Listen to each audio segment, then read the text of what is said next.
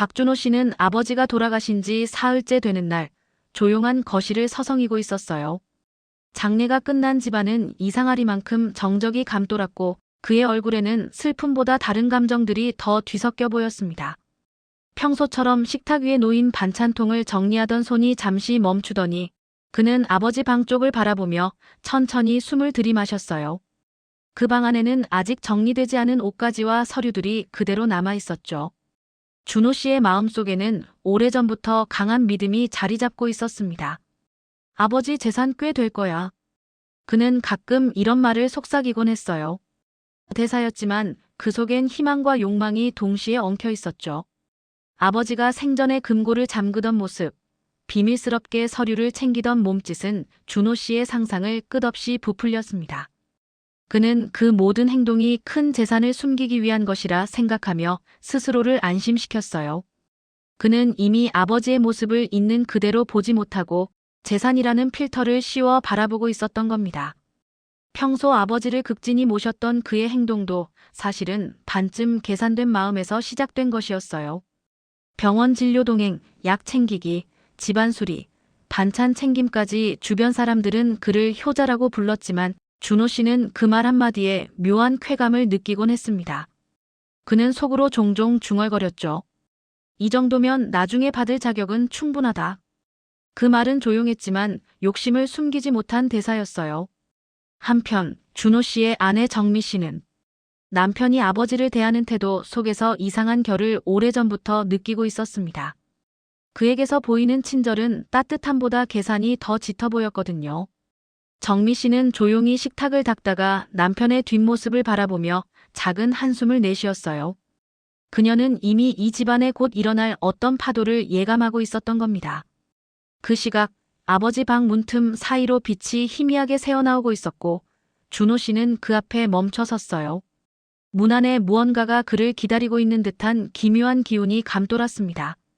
그 안에는 아버지가 남긴 진짜 삶의 기록이 아직 봉인된 채 조용히 숨어 있었어요. 박준호 씨는 아버지 방문을 조심스럽게 열었어요. 방 안에는 아직 따뜻함이 가시지 않은 듯 묘한 공기가 감돌았습니다. 햇빛이 비스듬히 들어와 낡은 책장과 작은 금고를 비추고 있었죠. 그는 문 안으로 천천히 들어가며 오래된 서류 더미가 쌓여있는 책상 앞에서 걸음을 멈췄습니다. 상상했던 재산 목록이 이 안에 있을 거라는 생각이 그의 마음을 먼저 채웠어요. 그는 책상 위 봉투 하나를 손가락으로 가볍게 두드리며 낮게 중얼거렸어요. 여기에 뭐가 있었던 거지? 대사는 짧았지만 그의 기대와 불안이 동시에 실린 목소리였어요. 책상 서랍을 열자 수십 장의 서류가 쏟아질 듯 흔들리며 모습을 드러냈습니다. 그 서류들은 세월의 흔적이 스며들어 가장자리부터 색이 발해 있었고 종이들은 군데군데 구겨져 있었어요. 하지만 그런 낡음 속에서 준호 씨는 오히려 오래된 재산문서라는 긍정적 환상을 더 키웠습니다. 그는 서류 한 장 한 장을 급히 뒤적이며 자신이 보고 싶은 것만 보려 했어요. 그러나 종이 구석에 찍힌 빨간 도장들, 연체, 독촉이라는 글자가 잠시 스쳤습니다. 그는 곧바로 그 페이지를 덮어버렸어요.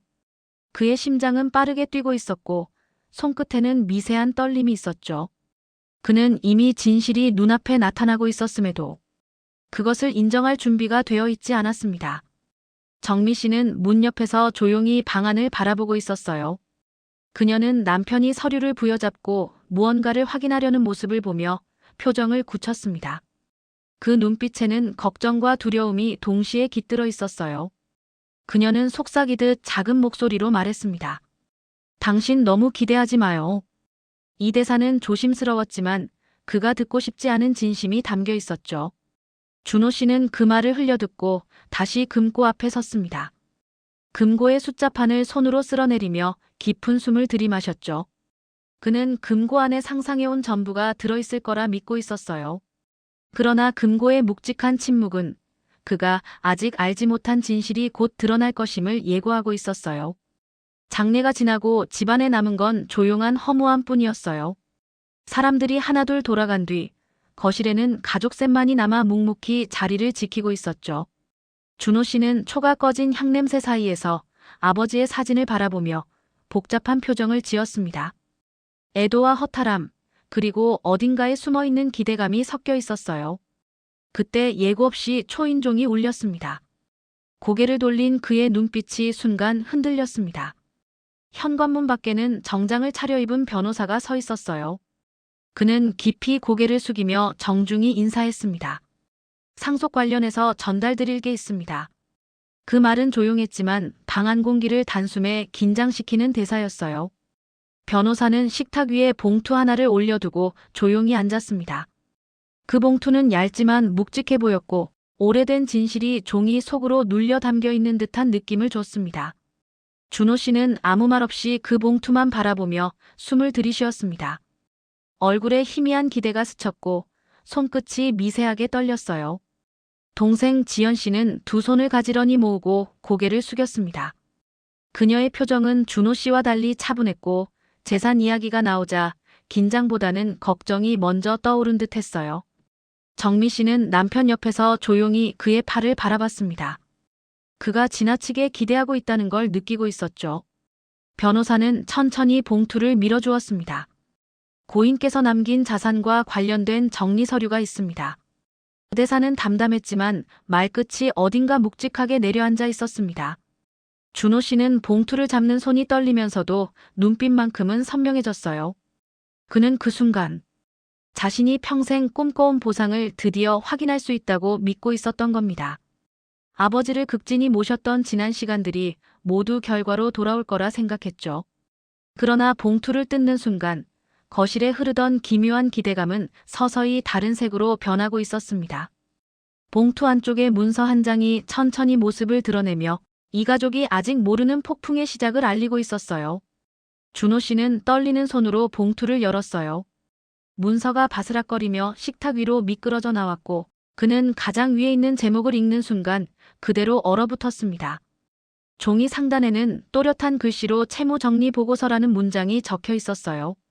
그 한 줄이 그의 머릿속을 번개처럼 갈랐습니다.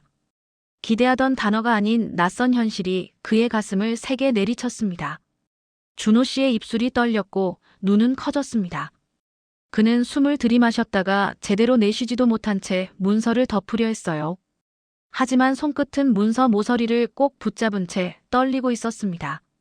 그는 믿고 싶지 않은 현실을 잠시라도 밀어내려는 듯했지만 종이에 적힌 글자들은 너무 명확했어요.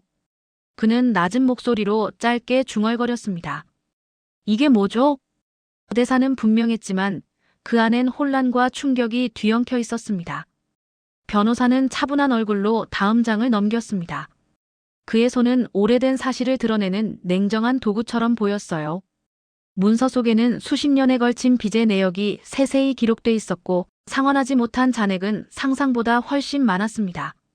숫자들이 적힌 줄마다 아버지가 겪었을 고단함이 스며 있었지만 그 순간 준호 씨는 숫자만 바라보고 경악할 수밖에 없었어요.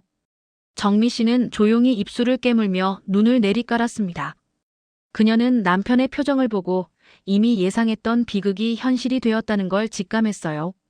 동생 지연 씨는 천천히 고개를 들어 오빠를 바라보았고 그 눈에는 놀람보다 안타까움과 오래 참아온 감정이 묻혀 있었어요. 변호사는 결론이 담긴 마지막 페이지를 펼쳤습니다. 고인께서 남기신 자산은 없습니다. 빚만 상속됩니다. 대사는 짧고 담백했지만 그 한 문장이 식탁 위 공기를 완전히 얼어붙게 만들었어요. 준호 씨의 손끝에서 문서가 미세하게 흔들렸습니다. 그는 그 순간 자신이 평생 믿으며 쌓아왔던 환상이 산산조각. 나는 소리를 들은 것처럼 느끼고 있었어요. 기대가 무너진 자리에는 당혹감, 분노, 허탈함이 동시에 밀려왔습니다. 식탁 위에 놓인 문서는 더 이상 종이 뭉치가 아니었습니다. 그것은 아버지가 평생 숨겨온 무게였고 그 무게는 이제 준호 씨의 심장을 향해 거칠게 떨어지고 있었어요. 식탁 위 문서를 바라보던 박준호 씨는 한동안 움직이지 못했어요. 그의 눈동자는 숫자들이 빽빽히 적힌 항목들을 따라가다가 멈추었고 숨이 가빠지는 듯한 얕은 호흡이 가슴 위로 치밀어 올랐습니다. 방 안의 공기는 순간적으로 무겁게 내려앉았고 그는 식탁 모서리를 꼭 잡은 채 몸을 지탱했어요. 그가 수십 년 동안 머릿속으로 그려왔던 미래의 보상은 이제 흔적도 없이 사라진 상태였습니다. 그는 천천히 자리에서 일어나 아버지 방으로 발걸음을 옮겼습니다. 문을 닫을 때 손등이 떨렸고 방 안에 들어서자 낡은 냄새와 함께 아버지의 흔적이 그대로 남아 있었어요. 책상에는 몇 장 남지 않은 약 봉지와 손때 묻은 수첩이 놓여 있었고 서랍을 열자 구겨진 영수증과 연체 통지서가 쏟아져 나왔습니다. 그는 종이를 주워들다 손을 멈췄어요. 종이 모서리에는 빨간 글씨로 독촉이라는 단어가 반복되어 있었죠. 준호 씨는 종이를 바라보며 한참 동안 말을 잃었습니다. 그때 그가 낮게 중얼거렸어요. 이걸 혼자서? 아버지가? 짧은 대사였지만 그 안에는 흔들리는 후회가 묻어 있었어요. 그는 서랍 속 깊은 곳에서 작은 수첩 하나를 발견했어요. 수첩은 귀퉁이가 달아 있었고 종이는 손때로 약간 누렇게 변해 있었죠. 그 작은 수첩은 아버지가 혼자 쌓아온 세월의 기록이자 숨겨진 삶의 무게 그 자체였습니다. 수첩을 펼치자 날짜와 금액들이 빼곡히 적혀 있었어요. 어떤 페이지엔 상환 완료 표시가 있었고 어떤 페이지엔 동그라미와 밑줄이 흔들리며 그어진 채 남아 있었죠. 준호 씨는 페이지를 넘기며 점점 손이 떨렸습니다. 숫자와 기록 뒤에 숨어있던 아버지의 고단함이 그의 가슴을 천천히 파고들었어요. 그는 책상 위에 놓여있던 아버지의 오래된 안경을 바라보았습니다. 안경다리는 조금 휘어져 있었고 렌즈는 오래된 손길로 인해 미세한 흠집이 가득했어요. 그 순간 그는 자신이 그동안 얼마나 가볍게 생각해왔는지 깨닫기 시작했습니다. 그가 원했던 상속이란 단어는 사실 아버지에게는 평생 벗어나지 못한 짐이었고 그 짐을 아버지는 혼자 짊어지고 있었다는 겁니다. 준호 씨는 수첩을 가슴 가까이 쥐고 고개를 숙였습니다. 어깨가 천천히 흔들렸고 방 안에 조용한 숨소리만 울렸어요. 그 숨소리는 무너지는 심장의 소리처럼 진득하게 방 안을 채워갔습니다. 아버지 방에서 나온 박준호 씨는 손에 수첩을 쥔 채 거실로 천천히 걸어왔어요. 그의 얼굴은 이미 사색이 되어 있었고 눈빛은 어디에도 초점을 맞추지 못한 채 흔들리고 있었습니다. 식탁 위에는 아직도 상속 서류가 그대로 펼쳐져 있었고 그 옆에는 며느리 정미 씨와 동생 지연 씨가 조용히 앉아 있었어요. 방 안의 분위기는 폭발 직전의 전류처럼 팽팽하게 긴장돼 있었습니다. 준호 씨는 수첩을 식탁 위에 내려놓으며 작게 숨을 내쉬었어요. 아버지, 이걸 혼자 감당하셨나 봐. 그의 목소리는 울컥한 감정이 비어나오는 듯 떨리고 있었어요. 짧은 대사였지만 거기에 담긴 무게는 가볍지 않았습니다. 지연 씨는 조심스럽게 수첩을 펼쳐보았습니다. 페이지마다 빼곡하게 적힌 빗상환 기록, 반복되는 날짜, 그리고 그 끝에서 조금씩 글씨가 흐릿해지는 부분들이 그녀의 가슴을 깊게 때렸습니다. 그것은 아버지가 마지막까지 포기하지 않으려 했던 의지와 동시에 자식들에게 부담을 지우지 않으려 했던 절박한 마음의 기록이었습니다. 그러나 지연 씨의 눈에 먼저 떠오른 것은 다른 감정이었어요. 그녀는 천천히 고개를 들어 오빠를 바라보았고 입술을 꽉 깨문 채 한숨을 내쉬었습니다.